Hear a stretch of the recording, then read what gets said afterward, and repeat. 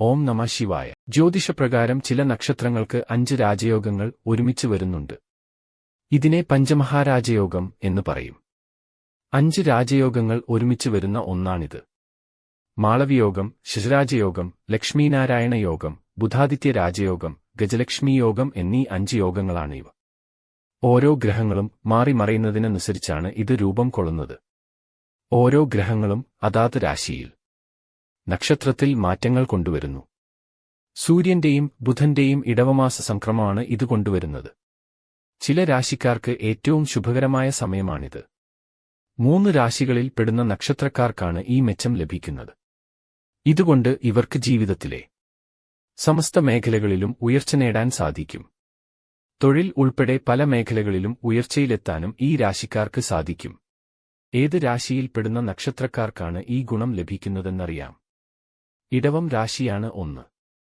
ഈ രാശിക്കാർക്ക് നേട്ടമുണ്ടാകും. ബിസിനസ്സുകളിലും നേട്ടമുണ്ടാകും. ഇവർക്ക് സുവർണാവസരങ്ങൾ ജീവിതത്തിൽ വന്നു ചേരും. കർമ്മമേഖലയിലും മാറ്റങ്ങളുണ്ടാകും. സാമ്പത്തിക പുരോഗതിയും ഉണ്ടാവും. ഇവർക്ക് ഉയർന്ന ജോലി വന്നു ചേരാനും ശമ്പളവർദ്ധനവും പ്രമോഷനും ലഭിക്കുന്നതാണ്. ആരോഗ്യം മെച്ചപ്പെടും. സാമ്പത്തികമായ നേട്ടങ്ങൾ വന്നു ചേരും. സമയം അനുകൂലമായതുകൊണ്ട് തന്നെ ശരിയായ രീതിയിൽ ചിന്തിച്ച് പ്രവർത്തിച്ചാൽ കാര്യങ്ങൾ കൂടുതൽ അനുകൂലമാകും. അടുത്തത് മിഥുനം രാശിയാണ്. ഇവർക്ക് ഈ പഞ്ചമഹായോഗം അനുകൂല മാറ്റങ്ങൾ കൊണ്ടുവരും. ആരോഗ്യ പ്രശ്നങ്ങൾ ഉണ്ടെങ്കിൽ അത് പരിഹരിക്കാൻ സാധിക്കും. ബിസിനസ്സുമായി ബന്ധപ്പെട്ട് ഉയർച്ചയുണ്ടാകും.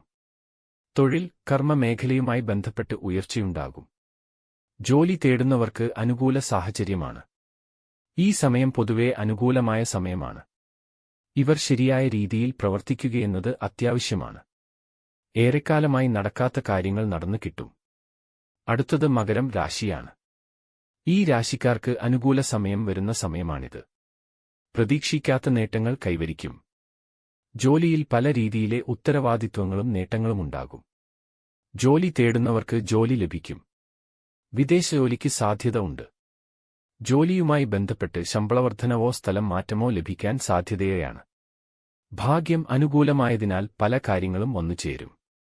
ആരോഗ്യപരമായ പ്രശ്നങ്ങൾ കാര്യമായി ബാധിക്കില്ല. ഏറ്റവും ശുഭകരമായ കാര്യങ്ങൾ നടക്കാൻ സാധ്യതയുണ്ട്.